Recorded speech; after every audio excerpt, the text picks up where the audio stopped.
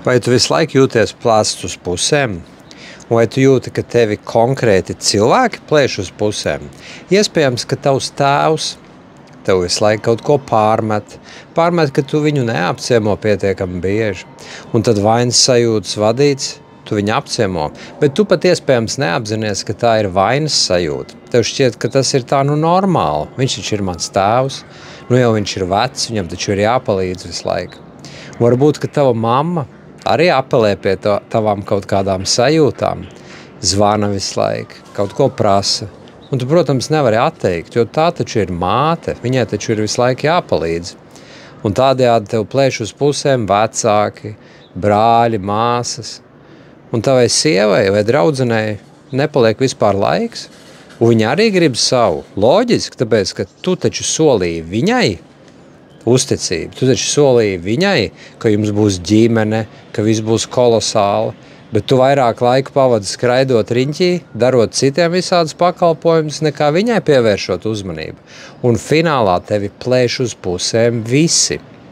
Un tevi ir tā sajūta iekšā pret viņiem, ka tas ir netaisnīgi. Tev viens kaut ko pārmet, tev pret viņu ir dusmas. Kā tu man vari pārmest? Vai tad tu neredzi, cik man dzīve jau ir grūta? Un tu nesaproti, ka tas viss sākas iekšā no tevis paša.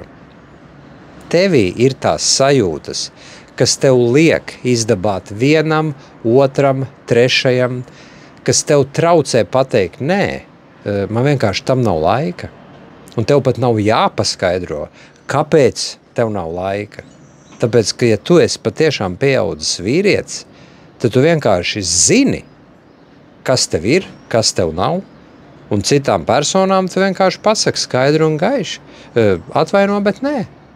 Tā ir jābūt veselīgā vīriešu pasaulē, kur viss ir sakārtots, kur tu apzinies savu vērtību, un kur tu tālāk to vērtību jau vari dot patiešām, tad, kad ir vajadzīgs kādam, tad, kad tev ir pārējiem jau pašam, tad tu vari dot.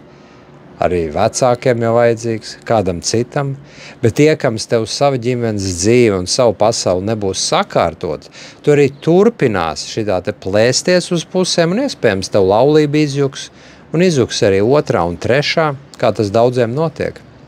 Tāpēc, ka tā iekšējā visa pasaule nav sakārtot, tās sajūtas turpina vadīt tavu dzīvi.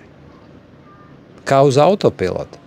Un tu to nesaproti. Tu visu laiku tikai vaino kaut kādus ārējus apstākļus, citus cilvēkus.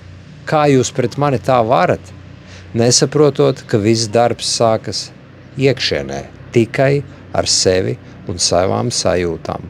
Jā, protams, tad, kad tu tur sāksi strādāt nopietni, tad tu sapratīsi, ka tās pašas sajūtas jau neizbēgami ved atpakaļ pie mātes, tēva.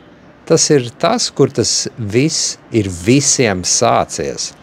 Pa spīti tam, ka daudzi saka, kādas muļķības, beidziet tur rakņāties tajā bērnībā, tieši tur arī tas viss ir sācies. Tāpēc, ka cilvēks ienāk šajā pasaulē tīrs, skaists un balts, kā balta lapa, un tas ir tavi vecāki, kas tevi veido.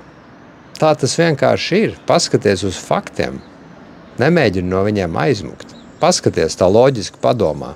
Tu piedzimi, kā mazs zīdainītis. Tie ir tavi vecāki, kas tevi vai nu mīlēja vai nemīlēja. Kaut ko stāstīja vai nestāstīja, vai nu deva vai nedeva. Viņi burtiski veidoja tavu pasaules uztveri, tavu emocionālo pasauli. Viņi tevi izveidoja.